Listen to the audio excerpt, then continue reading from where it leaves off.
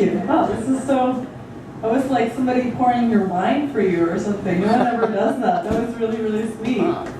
Hello. Hello.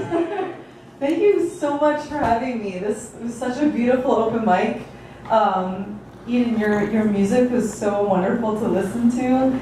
It's just a very, very warm group of people. I feel really honored to be here. I'm going to start as an introduction with an obituary. This is the obituary for the love that made me. They were called the China Lake couple. Two counselors so entwined, their campers staged a wedding in the grove of oaks. I grew up with two religions, Jesus and the story of my parents' great love. Remember how Mom would hoist the video camera on her shoulder and zoom in on Dad's ass and say, "Doesn't Daddy have a cute butt?" And we'd roll our eyes. But even then, a secret part of me understood the holiness of their sex. Myths bound together. Creation, the flood, the promise. Their hands all over each other at the Winslow fireworks while the sky cracked blistering lights and man-made thunder. I guess all great love is epic.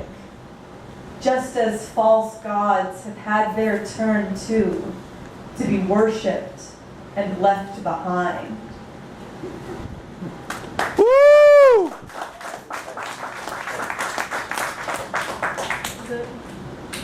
Oh, do I have crumbs on me? I have delicious food all over my body, apparently. Thank you, Glenn. I just want to give a... I also want to say thanks to Etta, who is like doing this. Like, she is making all the food, making all the drinks, serving everyone. Like, this is the show over here. Yes. Woo! Yeah, make sure you all tip her really well.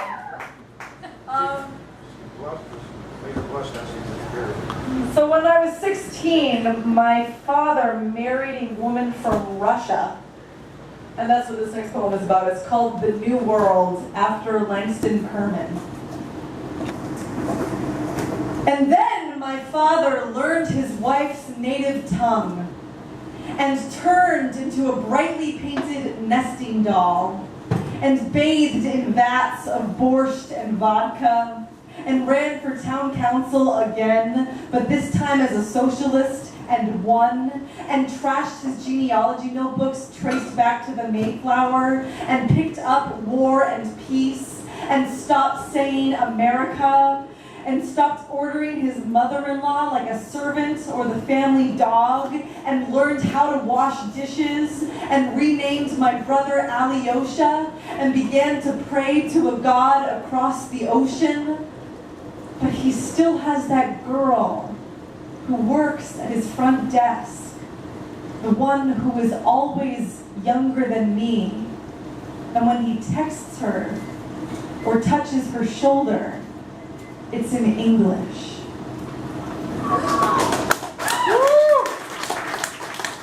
You gave me like permission emotionally to bring out my dad poem, so that's happening.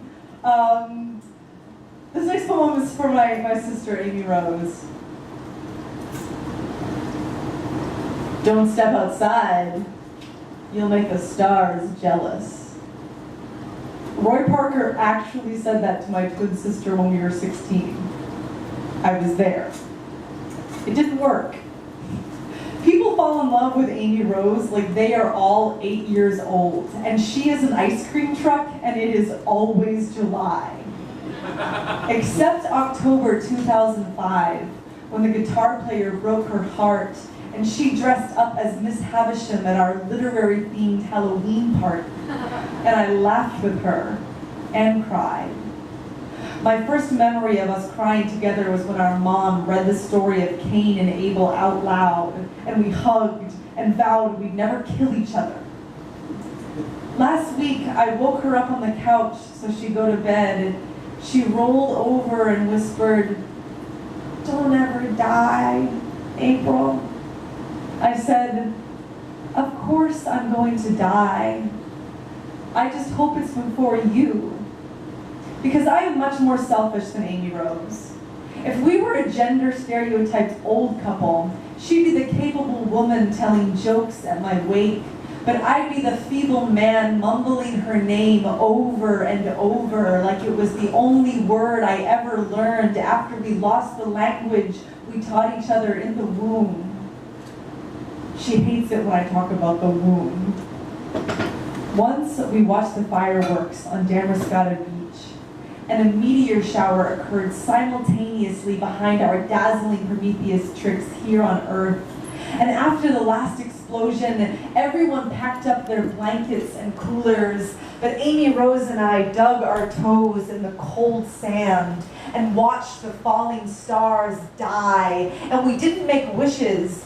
We simply witnessed them falling and held each other's hands until the shower ended, leaving the sky so still and silent. Then we curled together in the bed at my grandmother's, our warm stomachs rising and falling while the world went living and dying around us.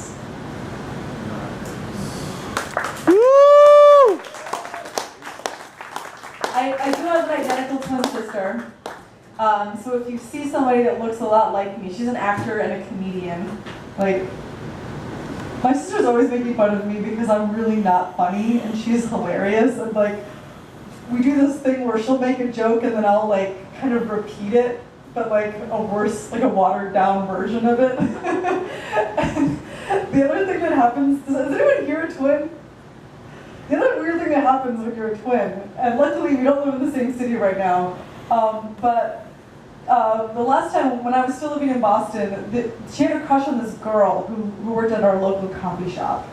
And I knew that she had a crush on her, and so basically I'm walking down the street by myself, and then this girl kind of like gives a nod at me, and I was like, oh my gosh, like if I give her the cold shoulder, she's gonna think that Amy is giving her the cold shoulder. So like I felt morally obligated to pretend to be my sister, and I was like, so that's the kind of thing that I feel like it's, twin problems. Hashtag that. This is another poem. I really miss her, so I'm going to do another poem. This is called Girlhood. But who cared if we stood in hot water side by side, naked, planning our day's adventure? We were girls, strong, bicycle limber, swimmers. Who cared if our bodies began to grow separately and wild? We were girls, knee-scraped and grass-stained, fingernails stiff with mud, girls who imagined with elbows and legs, lithe and smart in our bones, and silly too, laughing in bathroom steam at our sudden understanding of grown folks' jokes.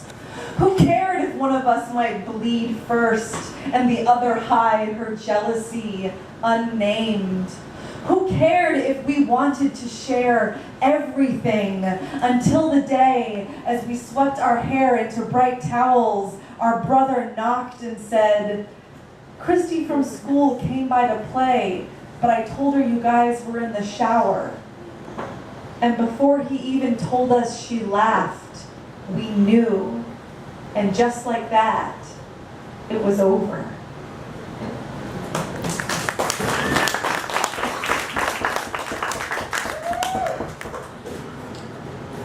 How to seduce your boss. Oh yeah. Perverse instructions from the girl who smiles too much. Read at least one erotic poem at the gala. Words like spine and shudder. At the holiday staff party, clink his glass. Laugh. Let him buy you drinks. When he speaks, make your eyes into deep pools. Part your lips slightly, like cracking a window in a crowded room. You girl you. You curved-assed woman with the rioting blood. You know there are ways to make powerful men listen. It's never with words, you tender-lipped lady, saliva oiling your jaw, hips swelling like fat roses pinned to lapels. Isn't it fun to play powerful? To play tall? To have this worldly, wealthy man licking your breath for crumbs? To hear him whimper like a teenager on a couch? Watch how he turns toward you like a book page.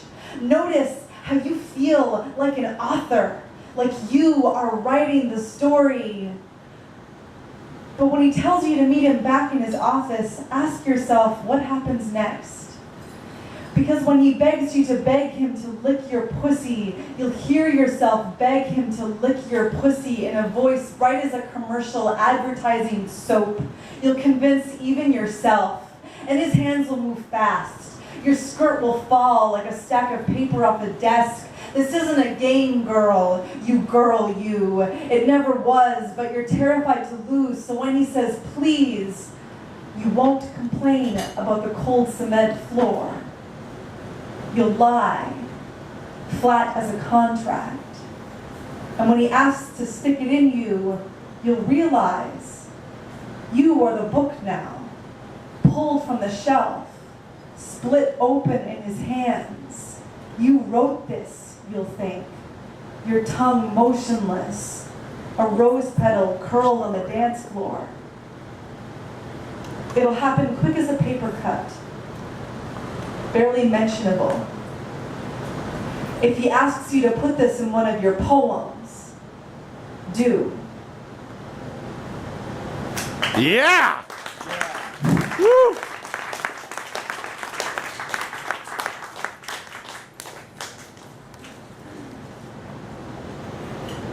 What does my father know that I do not?